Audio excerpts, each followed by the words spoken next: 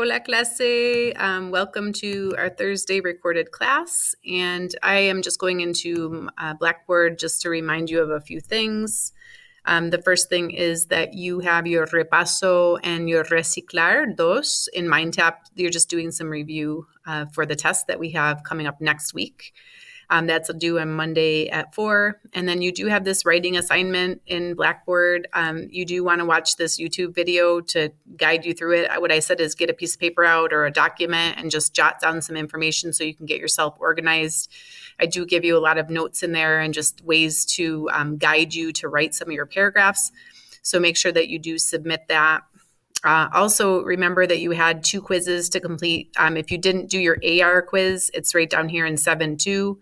And then also your TENER quiz is due that's actually due today by 4 o'clock. So you're supposed to take both of those quizzes today by 4 o'clock.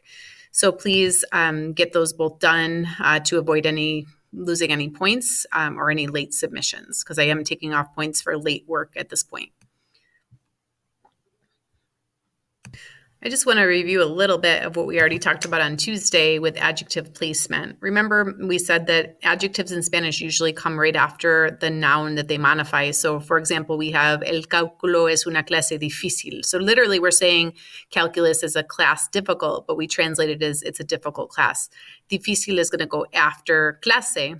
If we were talking about clases, then it would be difíciles. So if you have an adjective that ends in a consonant, you want to add es to make it plural. And the same here with interesante, we have la señora Muñoz es una profesora interesante. So we're saying that she is a professor interesting, but in Spanish she's an interesting professor. If we had profesoras, then that word would become interesantes to reflect the two. So your adjectives always have to agree in number and gender with the noun that they modify. If you have a word like simpático or bonito, they're going to have 4 forms. You have bonito, bonita, bonitos, and bonitas, depending if you have masculine singular or masculine plural, feminine singular or feminine plural, but they are going to go after your nouns typically. There are some exceptions though. We said that adjectives such as mucho or poco or varios, usually those indicate a certain number of things like many or a lot. Those are going to go through before your noun. So, por ejemplo, we have muchos estudiantes estudian francés. That muchos is going before estudiantes. Tengo varios libros. So, vario is like a various amount. So, because libros is plural and masculine, we have varios libros. Then we have hay pocos estudiantes en clase hoy. We're saying that there are a few, so pocos is going before estudiantes. Remember that the word muy is used before adjective to say very. We don't say mucho alto or mucho serio. We say muy serio. Or los muchachos son muy guapos. So if you ever have an adjective, you do have to use muy to indicate that there's a lot. It's a lot of that, or very handsome or very serious. Bueno and malo and grande are also sometimes placed before the adjective noun, perdón. So you have él es muy buen estudiante. Ellos son buenos estudiantes. And es una mala clase. You can say es una clase mala, but when you put bueno or malo before the noun, it indicates it's a little stronger. It has a stronger effect in the language to say that it's really a bad class. Or es una gran ciudad. In that case, it's saying that it's a great city. It's not just a big city, but it's una gran ciudad. And we do have this note on ordinal numbers that primero becomes primer when used before a masculine noun only. So we say, hoy es el primer día de clases, the first day of classes. Or mi primer amor, my first love, fue Carlos. And then the ordinal numbers continue. We have segundo, second, tercero, cuarto, quinto. And typically those always are going to go before the noun. So you would say mi segunda clase. Because clase is femenino, you have to say segunda and not segundo, because you have to make sure it agrees in number and gender. So here what we want to do is we want to decide if the nouns are going to go before or after if the adjectives are going to go before or after the noun in the sentence. So let's look at número uno here. We have, en la biblioteca hay, And we want to say many books. So all I need you to do is tell me if it's muchos libros or libros muchos. In this case, it would be muchos libros because we're saying many books, and then libros muchos is done there. The second one we have is nosotros tenemos. We want to say a big house, or we could say a grand house in this case. So you have to decide, is it going to be una gran casa o una casa grande? So for this one, you could do either one. You can say una gran casa, like a great house, or you can say una casa grande, saying that it's a big house. So in that case, it could go before or after, but when you say gran, it indicates that it's a much bigger and more grand than just like a big house. Here we're trying to say mi profesora es una, mujer is woman, so we're trying to say a pretty woman. So are we saying mi profesora es una mujer bonita? Or are we saying mi profesora es una bonita mujer? So you're just deciding, do you say bonita mujer or mujer bonita? In this case, we would say es una mujer bonita because bonita is not an exception. It's just a regular adjective. So we're going to put it after our noun in that case.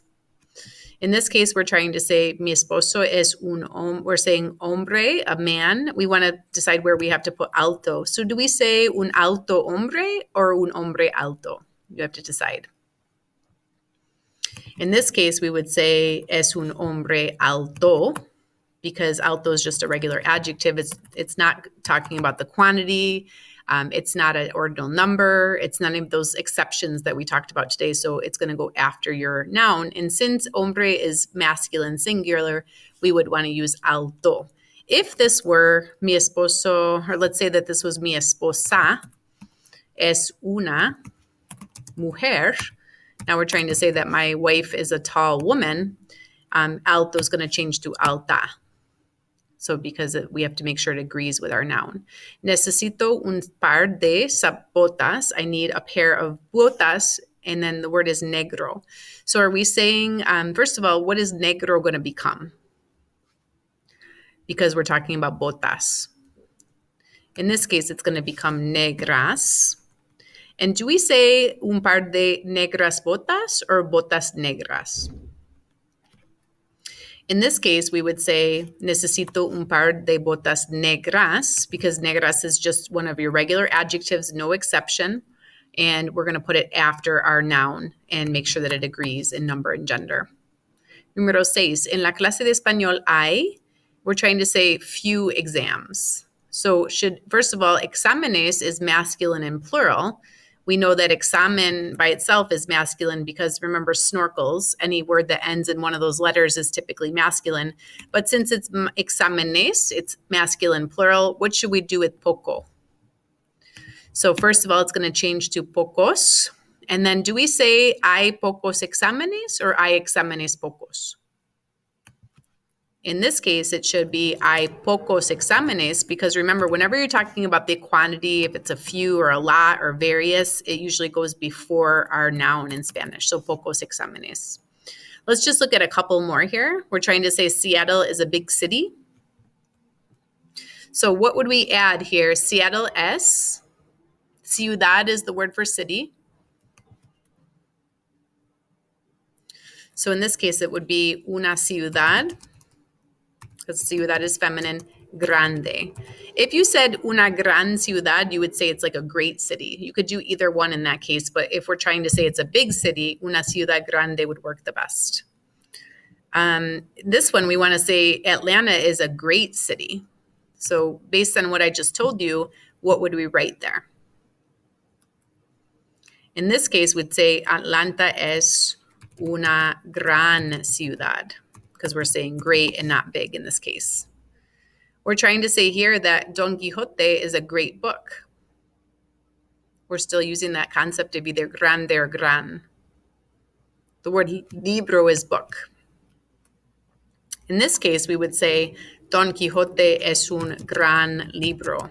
So remember, grande becomes gran when it comes before a noun. So now we want to say Don Quixote is a big book. So we say Don Quixote es.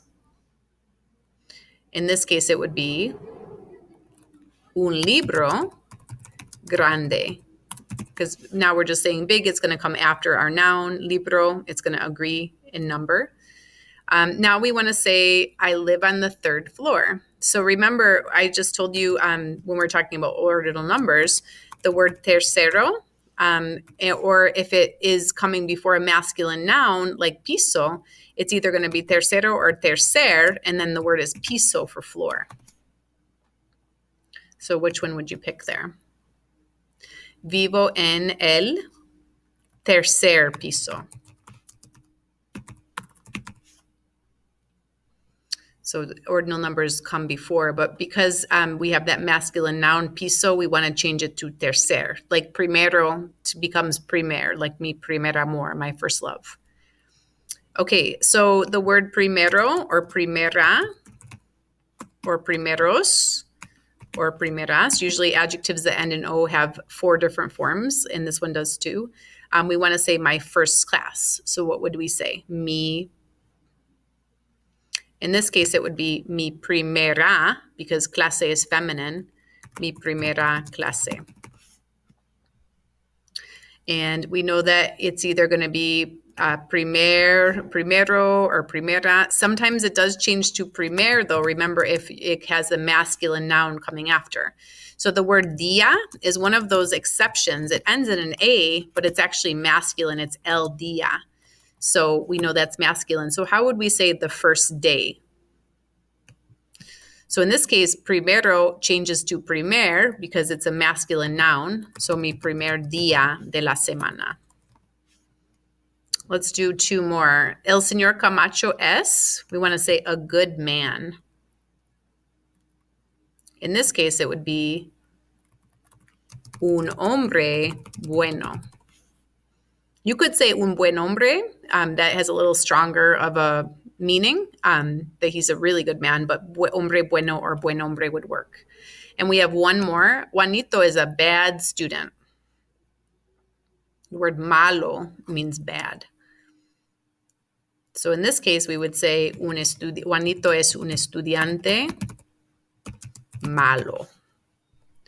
And that's all we're going to do for this review for right now. What I'm going to say is that spend the rest of your time working on your Mind Tab, getting caught up on anything that you owe me, doing the review, because we do have that test next week. Just try to get organized as much as possible with the extra time you have today, because I kept this pretty short for you. Muchas gracias. Please reach out to me with any questions. Adiós, estudiantes. Hasta pronto.